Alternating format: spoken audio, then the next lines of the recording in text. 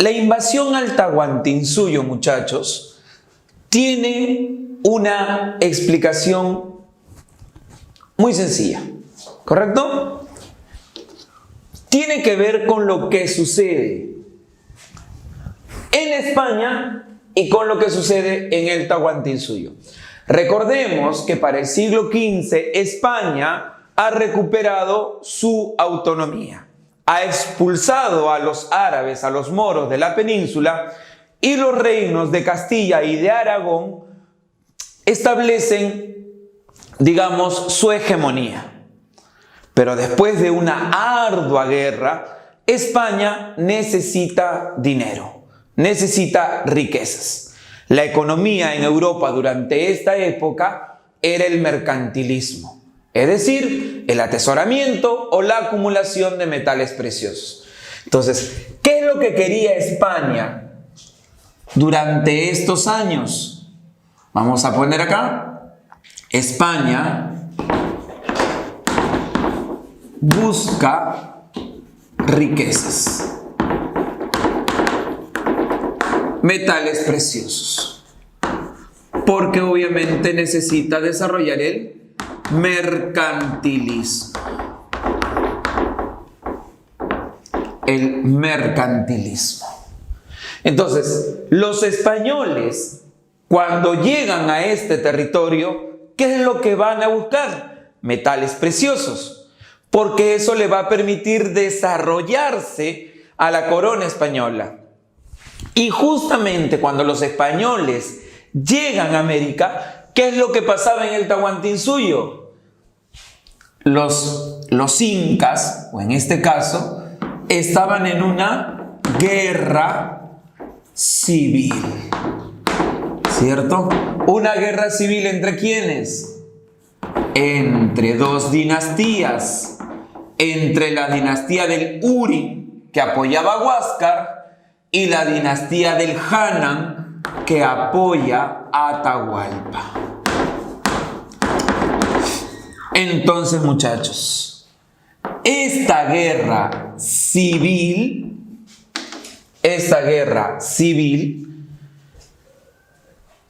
provoca o tiene relación con la caída del imperio, porque los españoles llegan en un momento de crisis, donde el imperio está dividido, producto de esta guerra civil. Entonces, cada vez que han preguntado por qué cae el Tahuantinsuyo, tenemos que decir que hay una crisis imperial. Hay una división étnica también. Las etnias jóvenes que apoyaban a Huáscar, que apoyaban a los Urincusco, van a considerar como enemigos a los atahualpistas y van a ver a los españoles como aliados. Por eso muchas etnias durante la invasión deciden apoyar a Francisco Pizarro. Vuelvo a repetir, porque tienen como enemigo a Atahualpa. Pero hay otra cosa más. Muchas de estas etnias querían recuperar su autonomía. Preferían apoyar a los españoles que a los incas. Entonces, todas esas situaciones provocan la caída del Tahuantinsuyo. Profe, ¿y las armas? Las armas son un elemento. Las armas contribuyen, pero no son el factor principal. Podríamos también considerar por ahí las enfermedades, las pandemias, la viruela, el sarampión, la peste, que son enfermedades que van a provocar un descenso demográfico en el Tahuantinsuyo. Entonces, como reacción a la caída del imperio, se produce una resistencia indígena, primero por los generales de Atahualpa y después por los incas de Vilcabamba. Esta rebelión de los incas de Vilcabamba podríamos considerarla como la última resistencia indígena del siglo XVI. ¿Ya? Pero si a ti te preguntan cuál era el objetivo de la resistencia indígena o de las rebeliones indígenas del siglo XVI, podríamos colocar que busca restablecer el Tahuantinsuyo.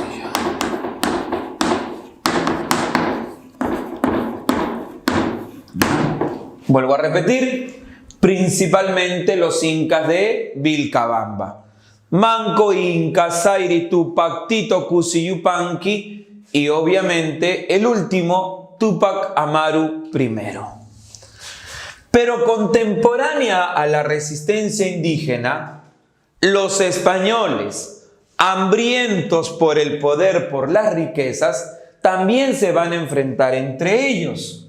Se producen las guerras civiles entre los españoles. Entonces, si tú tuvieras que colocar la causa o las causas de la guerra entre estos españoles, sería ambición por el poder,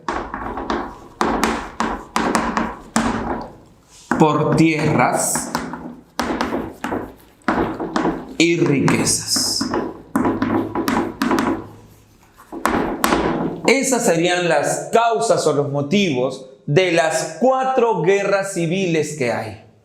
La primera guerra civil, entre Pizarro y Almagro, se pelean por la posesión del Cusco.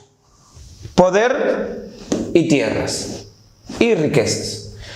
La segunda guerra civil, que es entre Almagro el Mozo y Vaca de Castro, porque Almagro el Mozo era mestizo y no podía ser gobernador de estas tierras. Poder. La tercera guerra civil, la de los grandes encomenderos. Los encomenderos se pelean en contra de la corona española, ya que la corona quería limitar sus beneficios y su influencia y su poder. Poder, tierras, riqueza. Y la cuarta guerra civil, la de Hernández Girón, que también se le conoce como la guerra de los insatisfechos, porque la corona no le cumple las promesas de encomiendas y porque se elimina el trabajo gratuito de los indígenas. Poder, tierras, riqueza. Esa es la explicación de por qué se enfrentan los españoles. ¿Qué trae como consecuencia las rebeliones indígenas y la guerra civil entre españoles? Que la corona decide establecer una nueva organización en el Tahuantinsuyo o en América, que viene a ser el virreinato. Entonces, ¿cuál es el objetivo del virreinato? Consolidar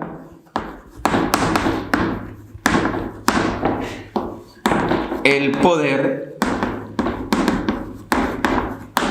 español en América. O sea, la corona ya tiene dominado estas tierras, pero tiene que consolidar su poder porque no ha podido debido a las guerras entre Pizarro y Almagro. Entonces también tiene que mejorar la administración. Para eso establece el virreinato. Si mejora la administración, consolido mi poder. Y obviamente para eso envía a través del Consejo de Indias funcionarios que le van a permitir su objetivo. ¿Quiénes son? El virrey, que es la máxima autoridad, que es el poder político, la Real Audiencia, que es el máximo tribunal de justicia en América, establecen los llamados corregimientos que gobiernan las provincias y que se supone que estos corregidores van a reemplazar a los encomenderos. Se supone que el corregidor tenía que cuidar, proteger al indígena, pero obviamente hace todo lo contrario. Después los corregidores van a ser reemplazados por los intendentes. Se establecen las intendencias o departamentos administrativos que siguen las funciones de los corregidores. Y por último, los gobiernos locales o cabildos, lo que hoy nosotros llamaríamos municipios. A nivel social, la sociedad en el virreinato, una sociedad clasista, una sociedad racista, una sociedad discriminadora, una sociedad esclavista. Sí, esclavista. La sociedad en el virreinato se dividió en dos grupos: la República de Blancos o Españoles y la República de Indígenas. Eran los únicos grupos que tenían derechos. Los esclavos, como tal, no tenían derechos. Pero también se supone que en la sociedad, esta era una sociedad estamentaria, que entre españoles e indígenas y esclavos no podían mezclarse.